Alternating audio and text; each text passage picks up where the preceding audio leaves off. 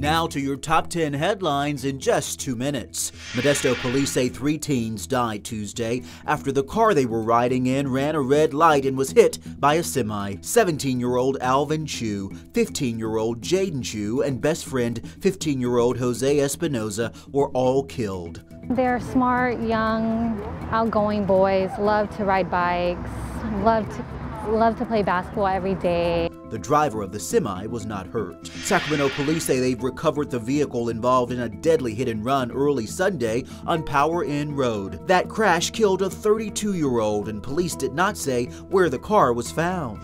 For the second time in a week, 26-year-old Alejandro Valenzuela was arrested on child pornography charges. Investigators say they found hundreds of disturbing evidence on his devices. They also say the suspect filmed children in public bathrooms.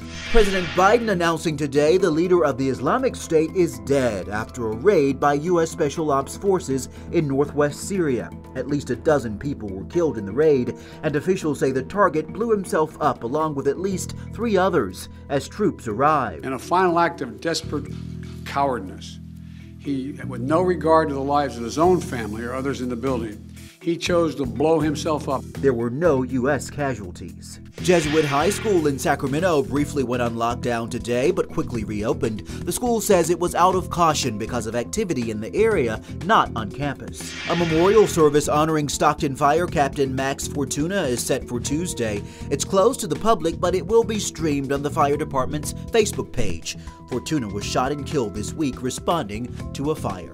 Firefighters from across the area are taking part in the annual Feel the Boot campaign, which kicked off today. Donations benefit the agencies in Central and Northern California. It could soon pay to donate blood. A new assembly bill would offer $500 tax credits to anyone who donates blood at least 4 times a year. The state finance department says last year's recall of Governor Gavin Newsom cost the state more than $200 million.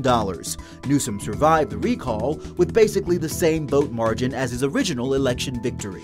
Heads up, Highway 99 in Lodi is now closed from Victor Road to Turner Road. Crews are working on raising the Lockford Street overcrossing. Is expected to reopen at 5 Friday morning. And those are your top 10 headlines in just 2 minutes.